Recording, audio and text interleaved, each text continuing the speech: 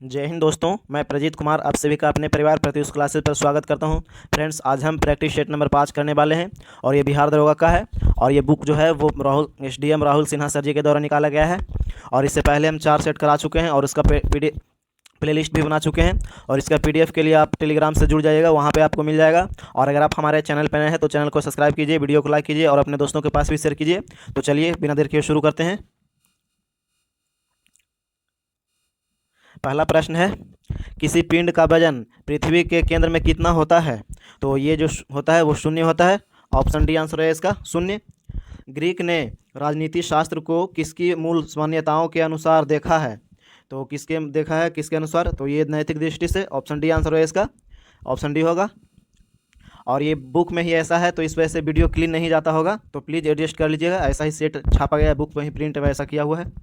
British east India company के शासनकाल में सदर दीवानी अदालत की स्थापना किसने की थी? तो ये जो किए थे वो किए थे Warren Hastings. Option D answer हो जाए इसका, वारेन हेस्टिंग्स, याद रखिएगा। और अगला प्रश्न देख लेते हैं। ग्लाइडर अपनी उड़ान के लिए निम्नलिखित में से किस ऊर्जा पर निर्भर होते हैं? तो ये जो निर्भर होते हैं वो होते हैं पवन ऊर्जा पर। ऑप्शन बी आंसर हो जाए इसका, पवन ऊर्जा, याद रखिएगा। निम्नलिखित में से कौन सा शासक कुषाण वंश से था? तो कड़भिसेस वन था। ऑप्शन ए आंसर है इसका, कड़भिसेस वन, याद रखिएगा। और कुषाण वंश के संस्थापक की बात करें तो कुजुल कड़भिसेस था इसका संस्थापक। और अगला प्रश्न देख लेते हैं। साम्यवाद उत्पाद का निर्धारण किसने किया जाता है? तो किससे किया जाता है? तो ये जो किया जाता है वो किया जाता है सीमांत लागत और सीमांत राजस्व के बीच समानता। ऑप्शन डी आंसर है इसका, याद रखिएगा, ऑप्शन डी होगा। और अगला प्रश्न देख लेते हैं। निम्नलिखित में से किसका संबंध उच्च न्यायालय की सलाहकार अधिकारी होता है? तो अधिकारिता से बात कर रहा है। तो इसका आंसर की बात करें तो हो जाएगा कानून अथवा तथ्यों के बारे में राय मांगने वाले भारत के राष्ट्रपति। ऑप्शन सी आंसर है इसका, याद रखिएगा, ऑप्शन सी। और भारतीय संविधान के अनुच्छेद 143 के अंतर्गत भारत के राष्ट्रपति द्वारा उच्चतम न्यायालय से किसी विशिष्ट राष्ट्रहित के विषय पर कानूनी परामर्श मांग सकते हैं, ये याद रखिएगा। और भारत के वर्तमान में मुख्य न्यायाधीश 91वें नंबर के हैं, वो है संजय न्यायमूर्ति संजीव खन्ना है, याद रखिएगा, संजीव खन्ना 91वें नंबर के हैं। अगला प्रश्न है। हालांकि ऐसा कोई एकल सिद्धांत नहीं है जो दक्षिणी पश्चिमी मानसून की उत्पत्ति को स्पष्ट कर सके, तथापि इस किसके दौरान पृथ्वी और समुद्र के विशिष्ट तापन ही मुख्य प्रणाली मानी जाती है? तो ये जो माना जाता है वो माना जाता है गर्मी के महीने में। ऑप्शन डी आंसर है इसका, गर्मी के महीने में, याद रखिएगा। अगला प्रश्न देख लेते हैं। जॉन लॉक ने किस सिद्धांत का प्रतिपादन किया था? तो जॉन लॉक सामाजिक अनुबंध सिद्धांत दिया था। ऑप्शन बी आंसर है इसका, सामाजिक अनुबंध। वीडियो अच्छा लग रहा है तो वीडियो को लाइक कीजिए, चैनल को सब्सक्राइब कीजिए, प्लीज़ सब्सक्राइब माय चैनल। और ये बुक में ऐसा ही प्रिंट आया हुआ है इसीलिए क्लियर नहीं जाता होगा वीडियो, तो थोड़ा सा एडजस्ट कर लीजिएगा। AlCl थ्री को उपस्थिति में बेंजीन में Cl2 मिलाना किसका उदाहरण है? तो किसका उदाहरण है? तो ये हो जाएगा प्रतिस्थापन अभिक्रिया का। ऑप्शन सी आंसर है इसका, प्रतिस्थापन अभिक्रिया। मध्य भारत टीका किसका उत्पाद है? तो मध्य भारत टीका की बात करें तो इसका उत्पाद की बात करें तो ये हो जाएगा उष्णकटिबंधीय आर्द्र पतझड़ चन का, याद रखिएगा, चन वन होना चाहिए यहाँ पे। ऑप्शन बी आंसर है इसका, उष्णकटिबंधीय आर्द्र पतझड़ वन। और आगे है राष्ट्रीय महिला दिवस कब मनाया जाता है? तो राष्ट्रीय महिला दिवस की बात करें तो 13 फरवरी को मनाया जाता है। ऑप्शन बी आंसर है इसका, 13 फरवरी। और फिर वहीं अंतर्राष्ट्रीय महिला दिवस की बात करें तो 8 मार्च को मनाया जाता है अंतर्राष्ट्रीय महिला दिवस। और राष्ट्रीय महिला दिवस जो मनाया जाता है वो सरोजिनी नायडू के जन्म पर 13 फरवरी को हुआ था, इस वजह से मनाया जाता है जन्म दिवस पे। और उनका जन्म हुआ था 13 फरवरी 1897 ईस्वी में, हैदराबाद में हुआ था सरोजिनी नायडू का जन्म। और सरोजिनी नायडू की मृत्यु की बात करें तो 2 मार्च 1949 को लखनऊ में हो गया था। और फिर वहीं 22 फरवरी की बात करें तो 22 फरवरी को मनाया जाता है विश्व चिंतन दिवस। और फिर 23 मार्च की बात करें तो 23 मार्च को शहीद दिवस मनाया जाता है। और 12 जनवरी की बात करें तो 12 जनवरी को राष्ट्रीय युवा दिवस मनाया जाता है। तो ये सब कुछ फैक्ट याद रखिएगा। खाली स्थान एक ऐसा कंप्यूटर उपकरण या राउटर है जो न्यस्त एवं अन्यस्त सिस्टम के बीच होता है। तो ये जो होता है वो होता है फायरवॉल, याद रखिएगा, ऑप्शन ए आंसर है इसका फायरवॉल। गांधी जी ने निम्नलिखित में से किसका समर्थन किया था? तो ये किए थे अस्पृश्यता उन्मूलन का, ऑप्शन सी आंसर है इसका अस्पृश्यता उन्मूलन। और समानता का अधिकार के अंतर्गत अनुच्छेद 17 में अस्पृश्यता के उन्मूलन का उल्लेख किया गया है, यानी अस्पृश्यता का अंत की बात करें तो अनुच्छेद 17 में है। ये अनुच्छेद याद रखिएगा, ये सब पूछा जाता है आर्टिकल वगैरह। चलिए अगला प्रश्न देख लेते हैं। जहांगीर के शासनकाल के निम्नलिखित में से किस चित्रकार को नादिर उल उम्र की उपाधि दी गई थी? तो ये दिया गया था मंसूर को, ऑप्शन डी आंसर है इसका मंसूर को, याद रखिएगा। तो जहांगीर के शासनकाल की बात करें तो 1605 से 1627 तक था, ये याद रखिएगा। और जहांगीर के शासनकाल में चित्रकारी चरमोत्कर्ष पर था, ये भी ध्यान दीजिएगा। और अगला प्रश्न देख लेते हैं।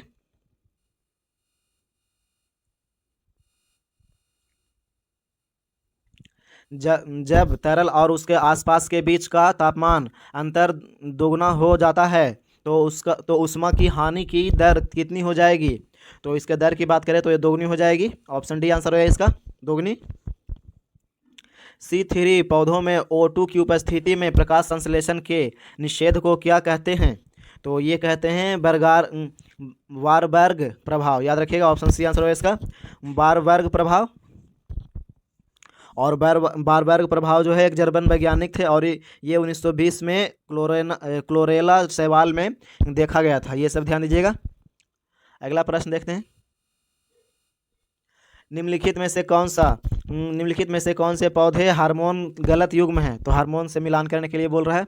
तो इसका आंसर जो हो जाएगा वो हो जाएगा ऑप्शन ए हो जाएगा एब्सिसिक एसिड, ये ट्रांसपीरेशन नहीं होगा। तो हार्मोन एब्सिसिक एसिड जो है विभिन्न प्रकार की प्रस्तुवस्था में उत्तरदायी होता है, ये ध्यान दीजिएगा, यही युग्म गलत है।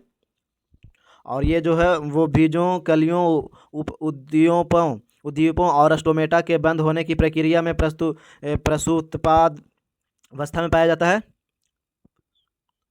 प्रसुप्तावस्था में पाया जाता है, ये ध्यान दीजिएगा। तो इसका आंसर ऑप्शन ए हो जाएगा। अगला प्रश्न देख लेते हैं।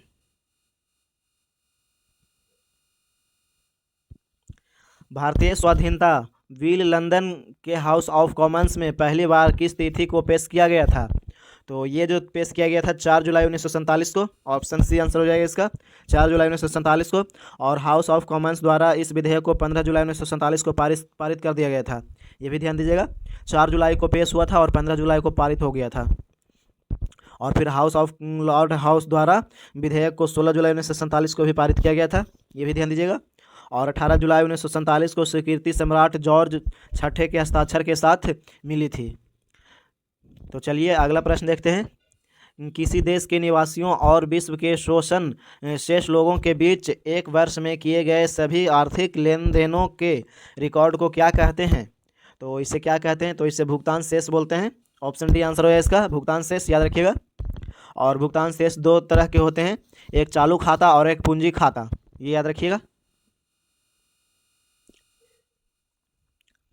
ताम्र पदार्थ हवा में खुले रहने पर किसके निर्माण के कारण हरे रंग के हो जाते हैं? तो ये जो होता है ऑप्शन डी आंसर है इसका CuCO3 इंटू CuOH का होल 2, ऑप्शन डी आंसर है इसका, याद रखिएगा।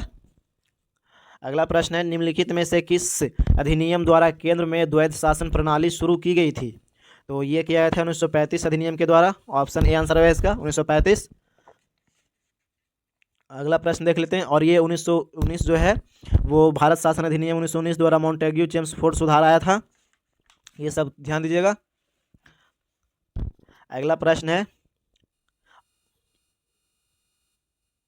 मनुष्य की निम्नलिखित में से कौन सी जनन गड़बड़ी सेक्स से जुड़ी होती है? तो ये जो होता है वो होता है हीमोफीलिया, ऑप्शन बी आंसर है इसका हीमोफीलिया, याद रखिएगा। संविधान का कौन सा अनुच्छेद धन बिल से संबंधित है? तो ये जो अनुच्छेद है वो हो जाएगा अनुच्छेद 110, ऑप्शन डी आंसर है इसका 110। धन विधेयक 110, किसी विधेयक को धन विधेयक कहा जाता है। और फिर धन विधेयक जो होता है केवल लोकसभा में पेश किया जाता है, ये भी याद रखिएगा। और फिर राज्यसभा धन विधेयक को केवल 14 दिनों तक रोक सकता है। और धन विधेयक को पारित करने की प्रक्रिया का प्रावधान जो है वो अनुच्छेद 109 में है।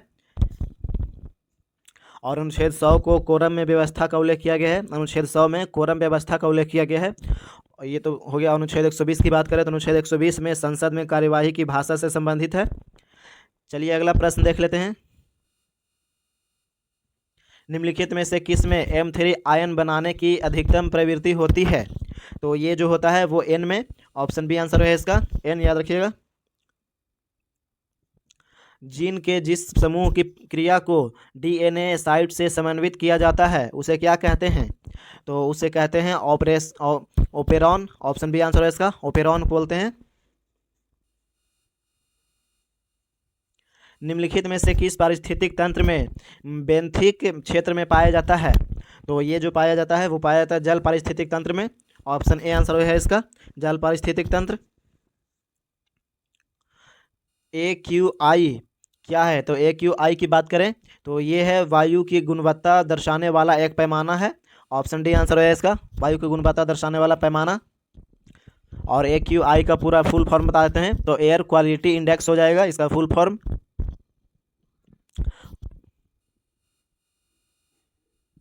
निम्नलिखित में से कौन सी एक मैनग्रोव वनस्पति है? तो मैनग्रोव की बात करें तो ये हो जाएगा राइजोफोरा। ऑप्शन ए आंसर है इसका, राइजोफोरा। निम्नलिखित में से कौन गैलेना के नाम से भी जाना जाता है? तो ये जाना जाता है lead sulphide. Option A answer है इसका, लेड सल्फाइड याद रखिएगा। और इसका गलनांक की बात करें तो 1114 डिग्री सेल्सियस होता है लेड सल्फाइड का गलनांक। और इसका सूत्र की बात करें तो PbS होता है सूत्र। और अगला प्रश्न देख लेते हैं। वीडियो अच्छा लग रहा है तो वीडियो को लाइक कीजिए, चैनल को सब्सक्राइब कीजिए, प्लीज़ सब्सक्राइब माय चैनल। और टेलीग्राम से जुड़ जाइए, इसका PDF टेलीग्राम पे मिल जाएगा आपको। और आंसर वीडियो से बना लीजिएगा। विश्व रेडियो दिवस किस तारीख को मनाया जाता है? तो विश्व रेडियो दिवस की बात करें तो ये मनाया जाता है 13 फरवरी को। ऑप्शन बी आंसर हो जाए इसका, 13 फरवरी याद रखिएगा। और 13 फरवरी को राष्ट्रीय महिला दिवस भी मनाया जाता है। अभी एक अगले प्रश्न में ही देखे थे कि 13 फरवरी को राष्ट्रीय महिला दिवस मनाया जाता है। और विश्व रेडियो दिवस 2025 का थीम जो था वो था रेडियो एंड क्लाइमेट चेंज। याद रखिएगा, रेडियो एंड क्लाइमेट चेंज 2025 का थीम था रेडियो दिवस का। तो ये सब याद रखिएगा। और 4 फरवरी को मनाया जाता है कैंसर दिवस, याद रखिएगा 4 फरवरी को। और 23 जनवरी को अभी तो बता ही दिए थे कि पराक्रम दिवस मनाया जाता है। अगला प्रश्न देख लेते हैं। कौन सी धमनी मानव शरीर में ऑक्सीजन युक्त रक्त परिवहन नहीं करती है? तो कौन सी धमनी नहीं करता है? तो ये पल्मोनरी आर्टरी करता है, याद रखिएगा। ऑप्शन सी आंसर है इसका, पल्मोनरी आर्टरी याद रखिएगा, ऑप्शन सी होगा। मनुष्य के नाखून बने होते हैं, तो मनुष्य के नाखून की बात करें तो ये बना होता है केराटिन का। ऑप्शन सी आंसर है इसका, केराटिन का बना होता है मनुष्य का नाखून। अगला प्रश्न है, तापमान को किसी विशिष्ट डिग्री में व्यवस्थित करने के लिए प्रयुक्त होने वाला उपकरण क्या कहलाता है? तो ये जो कहलाता है वो थर्मोस्टेट कहलाता है। ऑप्शन बी आंसर हो जाएगा इसका, थर्मोस्टेट। अगला प्रश्न देख लेते हैं। निम्नलिखित में से किसकी विशिष्ट ऊष्माधारिता से सबसे अधिक है? तो विशिष्ट ऊष्माधारिता की बात करें तो ये हो जाएगा जल का। ऑप्शन बी आंसर हो जाएगा इसका, जल का। और जल का सूत्र होता है H2O और भारी जल का सूत्र होता है D2O, ड्यूटेरियम ऑक्साइड, भारी जल का सूत्र। IIFA 2025 में किसको आउटस्टैंडिंग अचीवमेंट अवार्ड देने की घोषणा किया गया है? तो ये किया गया है राकेश रोशन को। ऑप्शन ए आंसर हो जाएगा इसका, राकेश रोशन। और ये हो जाएगा 25वीं जयंती हो जाएगा, याद रखिएगा। IIFA 2025 में रजत जयंती जो है 25वीं भी है, ये भी ध्यान दीजिएगा। और अगला प्रश्न है, भारत का कौन सा क्षेत्र अपनी वर्षा का अधिकांश भाग उत्तर पूर्वी मानसून से प्राप्त करता है? तो ये हो जाएगा कोरोमंडल और रायलसीमा। ऑप्शन सी आंसर हो जाएगा इसका, कोरोमंडल और रायलसीमा। और वहीं तमिलनाडु की बात करें तो तमिलनाडु से उड़ीसा तक दक्षिणी इलाकों तक भारत के दक्षिण पूर्व तट की क्षेत्र से कोरोमंडल कहते हैं, ये भी याद रखिएगा। यानी तमिलनाडु से उड़ीसा तक के क्षेत्र को कोरोमंडल बोलते हैं। अगला प्रश्न है, वर्तमान में विश्व के कपास निर्यातक देशों में से भारत का स्थान क्या है? तो भारत के स्थान की बात करें तो द्वितीय हो जाएगा। ऑप्शन डी आंसर हो जाएगा इसका, दूसरा आंसर द्वितीय हो जाएगा, ऑप्शन डी। अगला प्रश्न देख लेते हैं। भारत का एकमात्र सक्रिय ज्वालामुखी बैरन आइसलैंड कहाँ स्थित है? तो ये जो स्थित है वो स्थित है अंडमान द्वीप समूह में। ऑप्शन बी आंसर हो जाएगा इसका, अंडमान द्वीप समूह। और कुछ बता देते हैं तो ज्वालामुखी और देश, तो पोपोकाट पेटल जो है वो मैक्सिको में है, और फिर कोटोपैक्सी ज्वालामुखी इक्वाडोर में है, और साकुराजिमा जो है वो जापान में है, और माउंट टेम्बोरा ज्वालामुखी जो है वो इंडोनेशिया में है, याद रखिएगा। और किलाई हवाई द्वीप जो है वो किलाई हवाई द्वीप USA पर स्थित है, विश्व का सबसे सक्रिय ज्वालामुखी है। अगला प्रश्न है, जयपुर के महाराजा सवाई जय सिंह ने कहाँ स्थित वेधशाला का निर्माण नहीं करवाया था? तो ये जो नहीं करवाया था, नहीं के बारे में बोल रहा है, तो इसका आंसर हो जाएगा इलाहाबाद। ऑप्शन डी आंसर हो जाएगा इसका, इलाहाबाद, याद रखिएगा। अगला प्रश्न देख लेते हैं, भारतीय संविधान का प्राधिकार स्रोत कौन है? तो भारतीय संविधान का प्राधिकार स्रोत की बात करें तो ये हो जाएगा भारत के लोग। ऑप्शन ए आंसर हो जाएगा इसका, भारत के लोग। जब किसी निवेश का औसत उत्पाद अपने अधिकतम पर हो तो सीमांत उत्पाद MP में होता है, तो सीमांत उत्पाद में क्या होता है? तो ये हो जाएगा AP बराबर MP। ऑप्शन डी आंसर हो जाएगा इसका, AP बराबर MP, याद रखिएगा।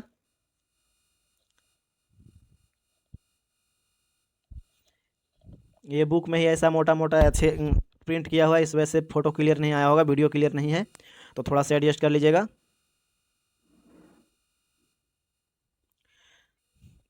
स्लीपर जंतुक किसका सामान्य नाम है? तो स्लीपर जंतुक की बात करें तो ये पैरामीशियम का नाम है। ऑप्शन बी आंसर हो जाएगा इसका, पैरामीशियम, याद रखिएगा। और अगला प्रश्न है, निम्नलिखित में से किस संविधान संशोधन के अंतर्गत शिक्षा को मौलिक अधिकार बनाया गया?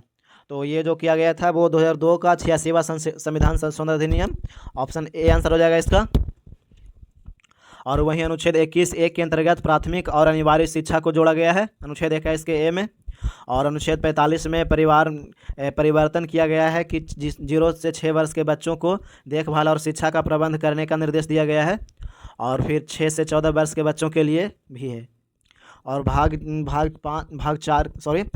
6 के ए में अनुच्छेद 51 के ए है, जो कि एक मौलिक कर्तव्य में जोड़ा गया है, 11वें कर्तव्य में जोड़ा गया है, याद रखिएगा। भाग 4 के ए में है, भाग 4 के ए में होगा, अनुच्छेद 51 का ए है। चलिए अगला प्रश्न देख लेते हैं,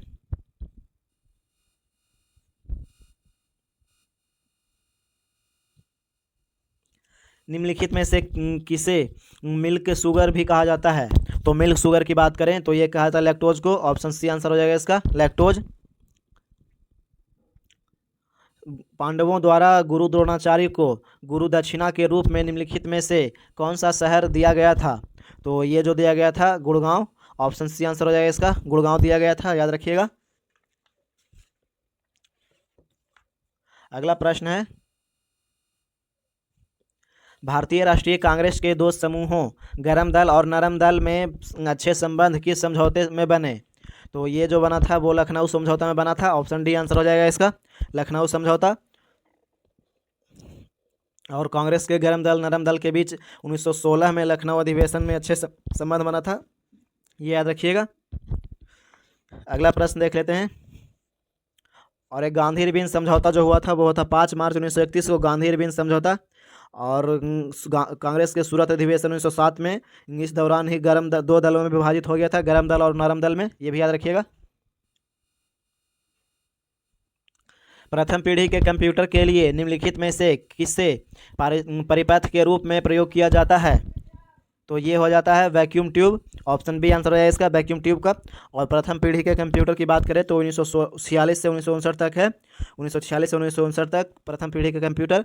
और इसमें मेमोरी के मैग्नेटिक ड्रम, ये सब CPU सर्किट और ये सभी का यूज किया गया था। प्रोसेसर में एक कंट्रोल यूनिट और एक क्या शामिल होता है? तो ये जो शामिल होता है arithmetic logic unit. Option A answer हो जाएगा इसका, अर्थमेटिक लॉजिक यूनिट, याद रखिएगा।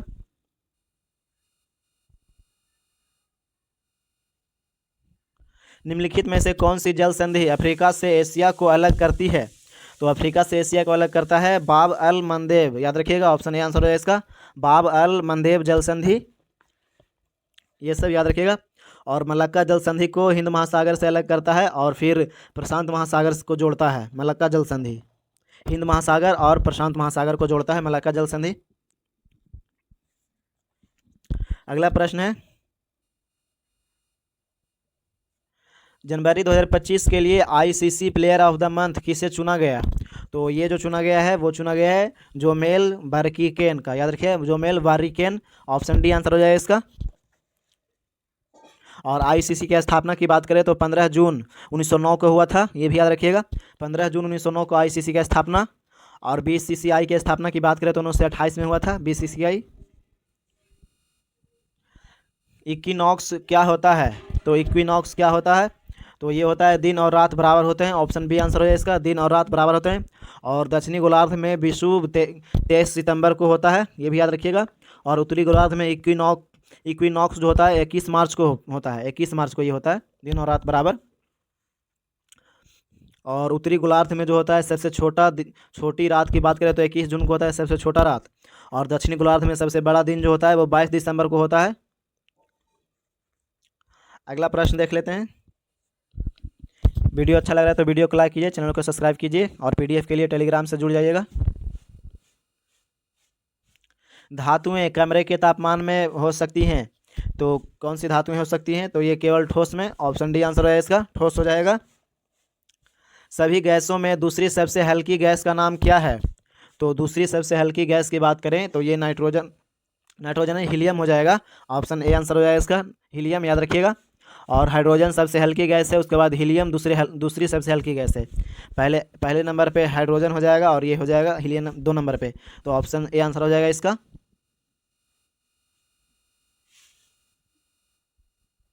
कौन सा स्मारक गुलाबी रंग का है?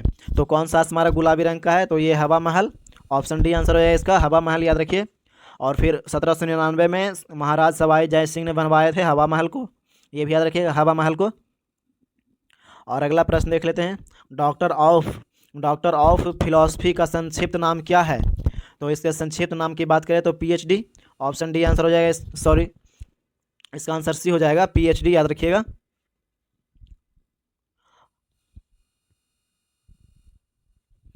गांधीवादी विचारधारा का सार तत्व क्या है? तो गांधीवादी विचारधारा का सार तत्व क्या है? तो ये हो जाएगा सत्याग्रह, ऑप्शन बी आंसर हो जाएगा इसका, सत्याग्रह।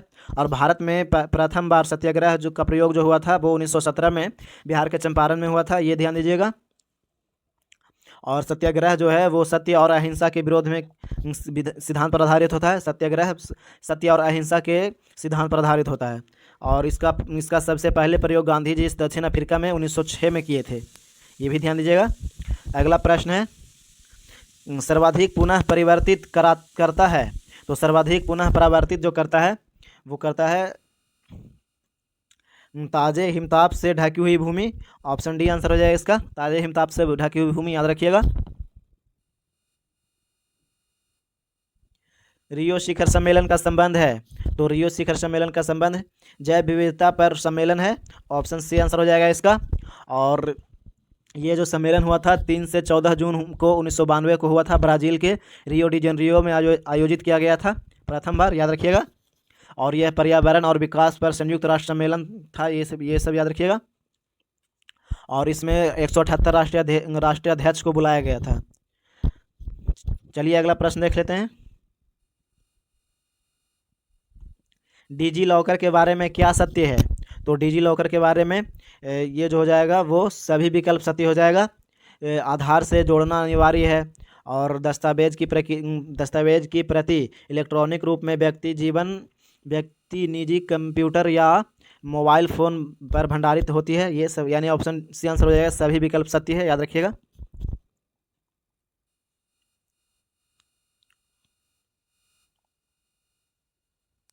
भारत सरकार की संपदा योजना किससे संबंधित है? तो संपदा योजना की बात करें तो ये संबंधित है खाद्य प्रसंस्करण से, ऑप्शन डी आंसर हो जाएगा इसका, खाद्य प्रसंस्करण। और ये इस योजना की शुरुआत हुआ था 2017 में, याद रखिएगा। इस योजना का शुरुआत 2017 में हुआ था।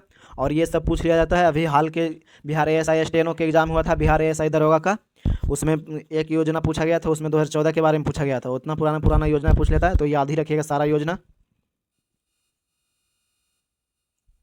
कौन सा भौतिक लक्षण सिंधु और गंगा नदी की घाटियों के बीच जल विभाजक की भांति कार्य करता है?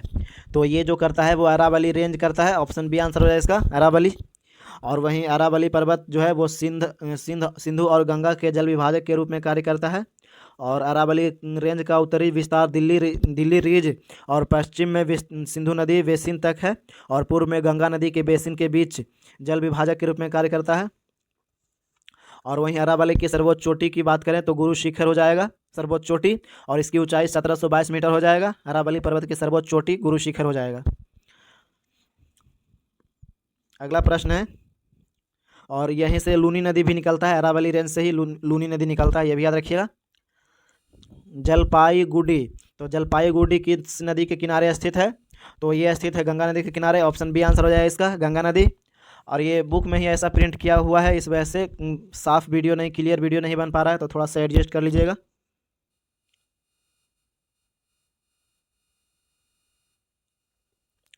योसंग त्यौहार किस राज्य में मनाया जाता है?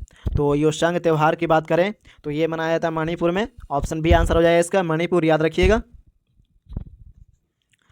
और झारखंड का कुछ महत्वपूर्ण त्यौहार है झारखंड का, उसके बारे में हम बता देते हैं। तो झारखंड में मनाया जाता है सरहुल मनाया जाता है, करम मनाया जाता है, मकर मनाया जाता है, सोहराई मनाया जाता है, और जावा, ये सब मनाया जाता है झारखंड में।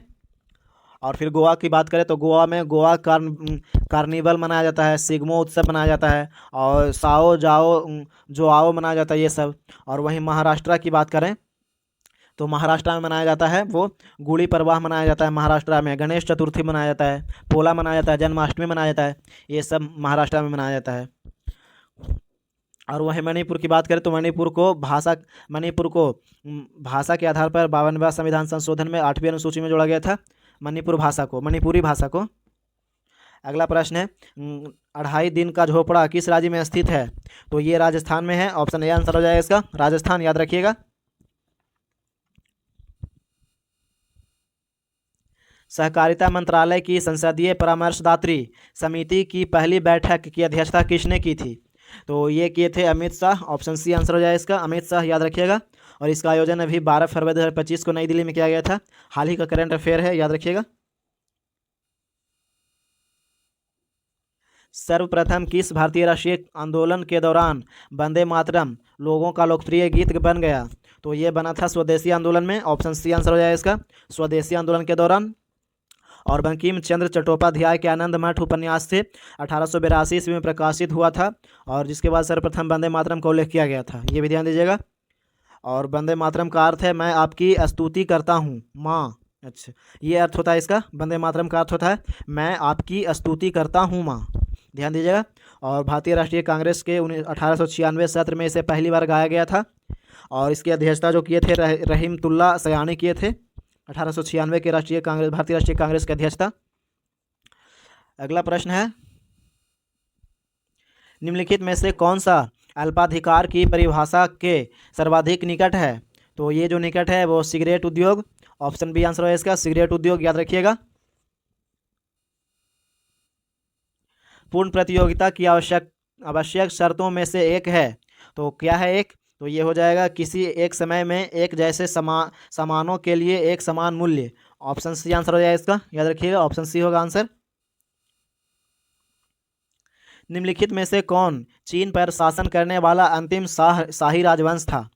तो ये वर्ल्ड हिस्ट्री से पूछा गया प्रश्न है, तो ये हो जाएगा किंग राजवंश। ऑप्शन डी आंसर है इसका, किंग राजवंश, याद रखिएगा।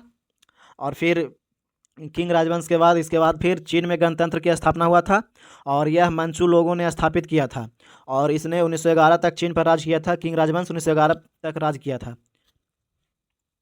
अगला प्रश्न है, निम्नलिखित में से कौन सी नेपाल की सबसे लंबी नदी है? तो नेपाल की सबसे लंबी नदी के बारे में बोल रहा है, तो ये हो जाएगा कर्णाली नदी। ऑप्शन डी आंसर हो जाएगा इसका, कर्णाली नदी। और इसकी लंबाई की बात करें तो 1080 किलोमीटर हो जाएगा, यानी 1080 किलोमीटर।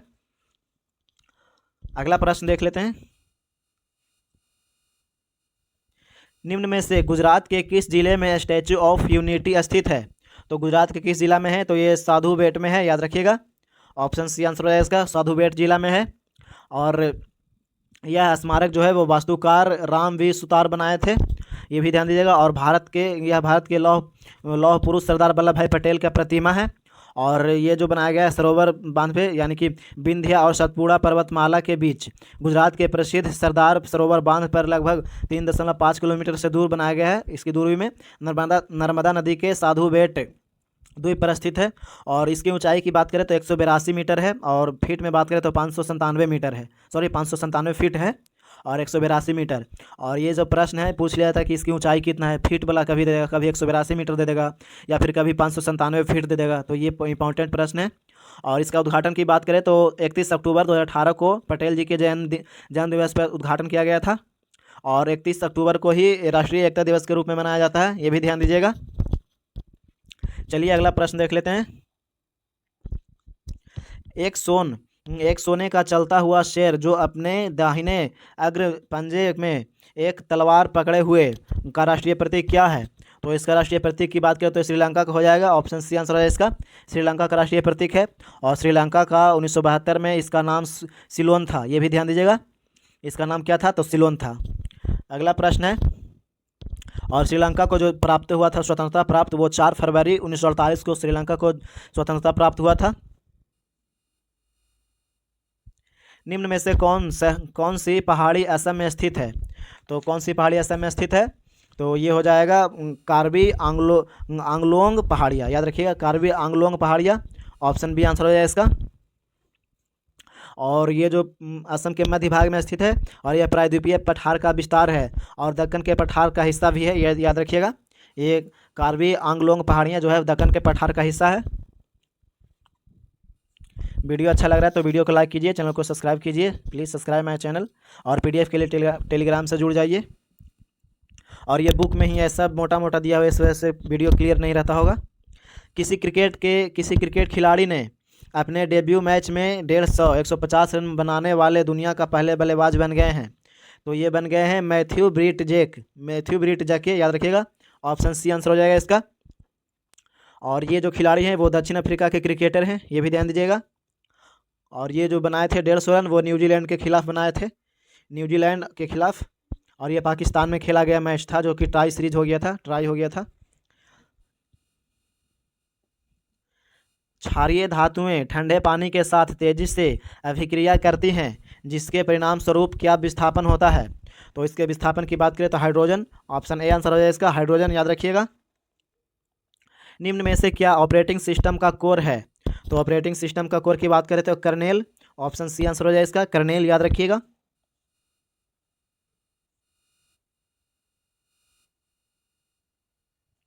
निम्नलिखित में से किस राष्ट्र ने 2007 में पहला T20 क्रिकेट विश्व कप जीता? तो ये जीता था अपना प्यारा भारत, ऑप्शन सी आंसर हो जाएगा इसका। और ये जो खेला गया था वो T20 विश्व कप जो खेला था प्रत्येक 2 वर्ष में किया जाता है, ये भी ध्यान दीजिएगा। और 2024 का जो T20 विश्व कप हुआ था वो इन वेस्ट इंडीज और संयुक्त राज्य अमेरिका में हुआ था।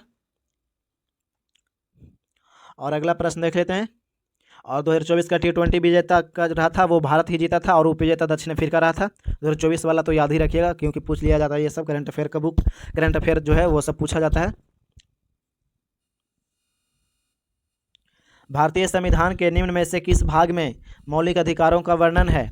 तो मौलिक अधिकारों का वर्णन की बात करें तो भाग 3 में है, ऑप्शन डी आंसर हो जाएगा इसका, याद रखिएगा, ऑप्शन डी होगा। भाग 3 में मौलिक अधिकारों का वर्णन है, और भाग 3 में अनुच्छेद 12 से 35 तक ये सब है, और 6 मौलिक अधिकार है, ये भी याद रखिएगा।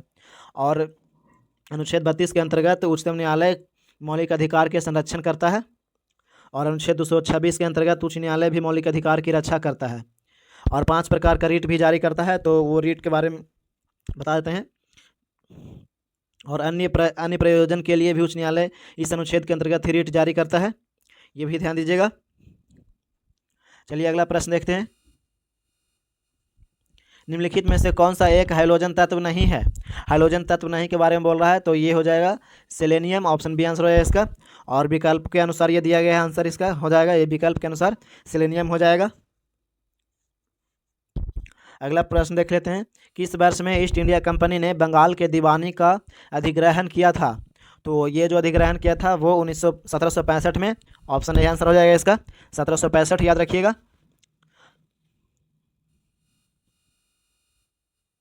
भारत में अंतर्राष्ट्रीय वित्तीय सेवा केंद्र प्राधिकरण का मुख्यालय कहाँ स्थापित किया गया?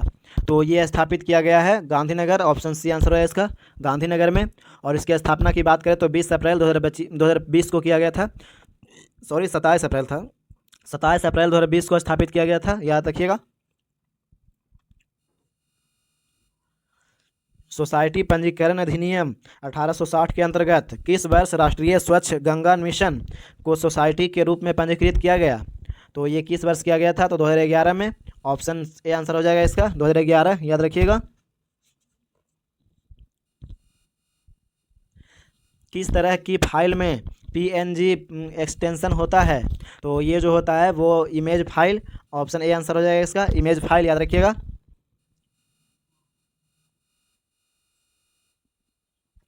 प्रधानमंत्री नरेंद्र मोदी ने पारंपरिक शिल्प कौशल को बढ़ावा देने के लिए कौन सी योजना प्रारंभ करने की घोषणा की?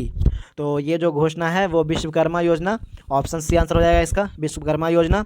और ये योजना याद ही रखिएगा, विश्वकर्मा योजना का आयोजन 17 सितंबर 2023 को किया गया था, ये भी ध्यान दीजिएगा। और 17 सितंबर को भारत में विश्वकर्मा पूजा मनाया जाता है, ये भी याद रखिएगा। अगला प्रश्न है, चर्चा में रहा लसीका फाइलेरिया रोग का दूसरा नाम क्या है? तो फाइलेरिया रोग का दूसरा नाम जो है वो हो जाएगा हाथी पांव रोग, ऑप्शन बी आंसर है इसका, हाथी पांव रोग, याद रखिएगा। कार्बन लाइट मेट्रो ट्रेवल पहल प्रारंभ करने वाला पहला मेट्रो कौन सा बना है?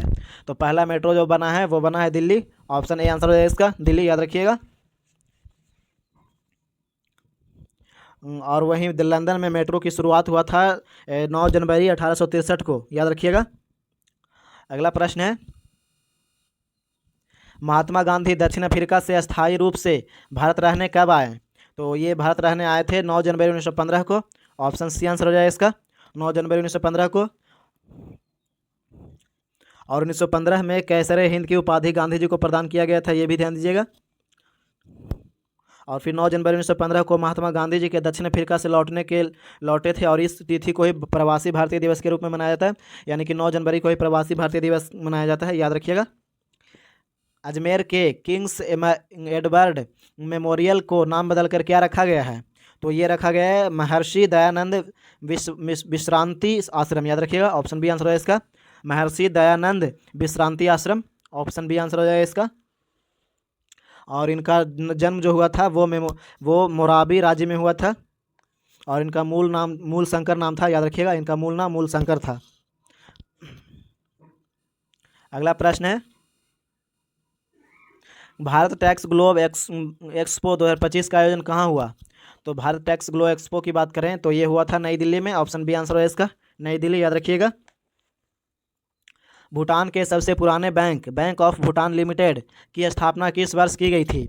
तो ये किया गया था 1968, ऑप्शन बी आंसर है इसका, 1968 में किया गया था।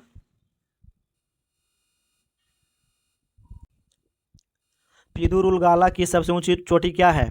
तो इसका सबसे ऊंची चोटी की बात करें तो ये हो जाएगा श्रीलंका, कहाँ है? तो श्रीलंका में, ऑप्शन डी आंसर है इसका, याद रखिएगा। और इस चोटी की ऊंचाई की बात करें तो 2524 मीटर ऊंची है ये चोटी, याद रखिएगा। अगला प्रश्न है, किस वर्ष में श्रीलंका में democratic socialist Republic of Sri Lanka का गठन करके एक नया संविधान अपनाया गया था? तो ये कौन सा वर्ष में अपनाया गया था? तो ये अपनाया गया था 1978 में, ऑप्शन ए आंसर है इसका, 1978, याद रखिएगा। और 4 फरवरी 1948 को श्रीलंका की स्वतंत्र देश बना था, याद रखिएगा, स्वतंत्रता मिला था श्रीलंका को। दुनिया के दूसरा सबसे बड़ा मछली उत्पादन देश कौन सा है?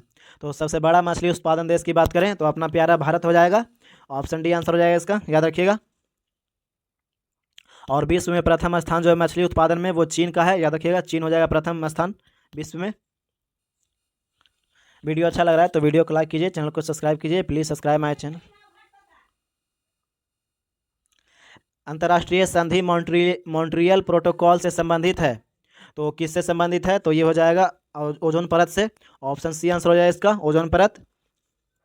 और वहीं भारत मॉन्ट्रियल प्रोटोकॉल में को जून 1992 में सफलतापूर्वक कार्यान्वित कर रहा है, यह भी ध्यान दीजिएगा, और फिर किया था। और अगला प्रश्न देख लेते हैं,